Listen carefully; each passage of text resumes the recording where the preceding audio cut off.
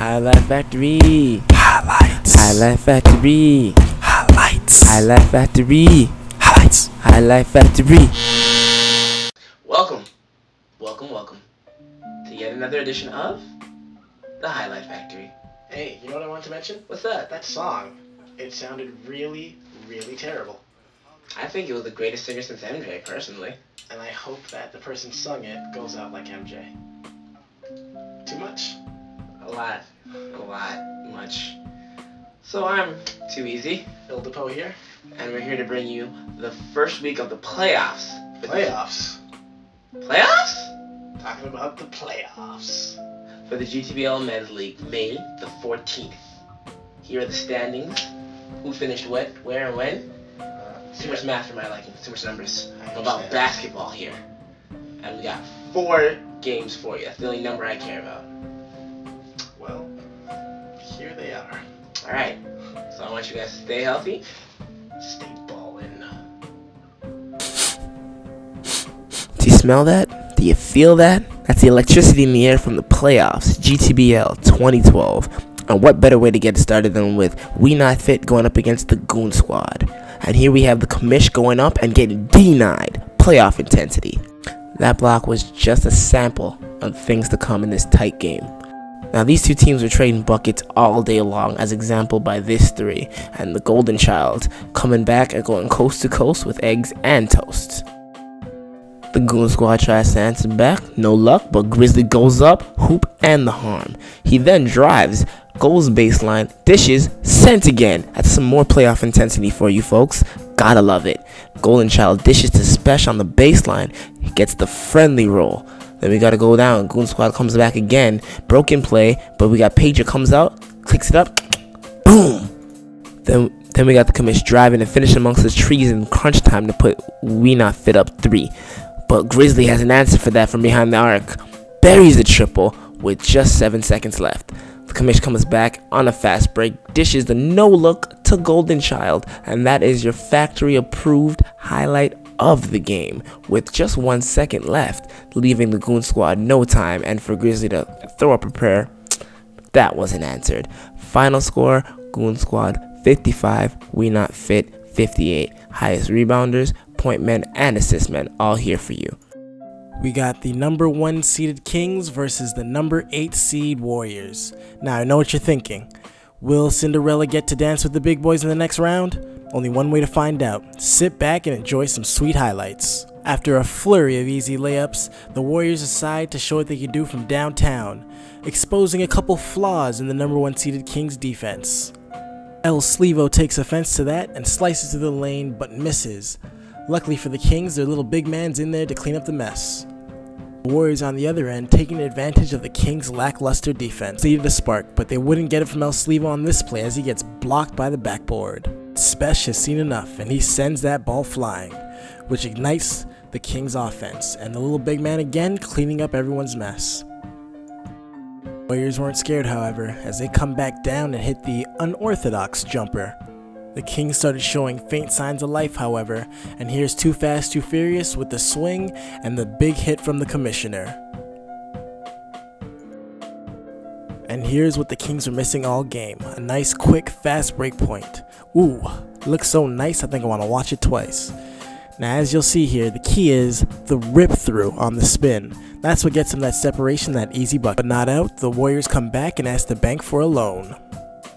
But for one last time, Tokyo Drift and the commish hook up, putting the dagger in Cinderella's foot. So it doesn't look like she'll be attending that big dance. Final score, Kings 61, Warriors 51. Feel free to check the website for any more stats you need. And here comes today's best chance for an upset, the number 4 seeded Macabanacos versus the number 5 seed Scouse ENT.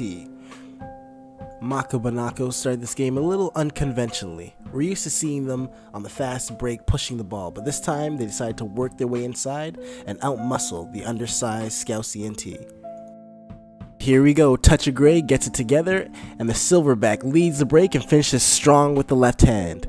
Now this is what they're known for, causing turnovers, pushing the ball, and finishing strong.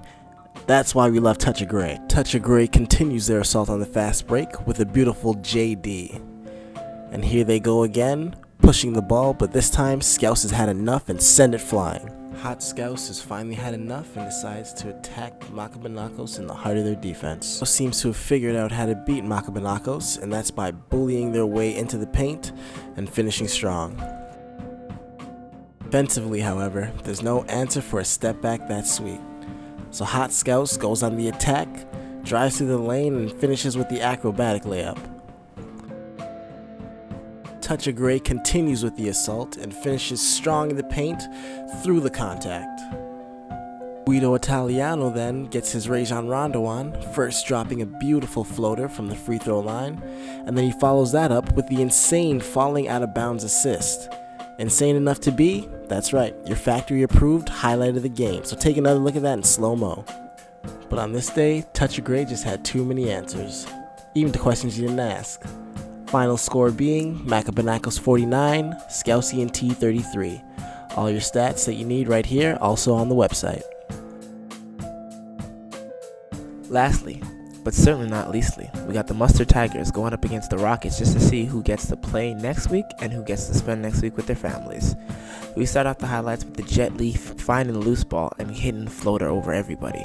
The Rockets respond and come down and hit a nice high arcing jumper from the top of the key. Then the Jet Li, using his big man, sets up for the nice alley-oop inside. How often do you see that in GTBL play? Not often enough. Then we got the player formerly known as Goldilocks working baseline, finds his man with no room left to pass. Then you got the Heartbreak Kid working right before the buzzer at halftime, drops a nice lefty layup. But the Rockets respond with a lefty layup. Nice finish. Then we got the Rockets coming down with a broken play. Costanza saves it, but right to the Heartbreak Kid, who sets up the fast break to his man, who gets rejected. That is a chase down block that would make LeBron happy. Let's see it again, as it is our factory approved highlight play of the game. The Rockets would try to use that momentum to get back into this game, as you can see from Costanza's 3 from the top of the key. However, the player formerly known as Goldilocks comes back and hits a tray of his own, which kind of started off a little bit of a big man rivalry. Goldilocks there hits a layup, and Costanza comes back and hits a layup of his own, right over the top of Goldilocks. Drives down to his right, and finishes with the hoop and the harm. The player formerly known as Goldilocks comes back and gets deep post position and finishes over top of everybody. He's a beast in there. Because he's such a beast, they used an inside-outside game to get a nice looking tray ball. Splash. Not to be outdone, the Rockets use some good ball movement and get a tray ball of their own. Splash. But the Mustard Tigers are just too much on this day, as you can see by this strip and fast break opportunity led by Goldilocks, who passes it up to the Heartbreak Kid, dishes to Jet Li, back to Goldilocks with a no-look for the layup to finish the game. Final score, Mustard Tigers 58, Rockets 47.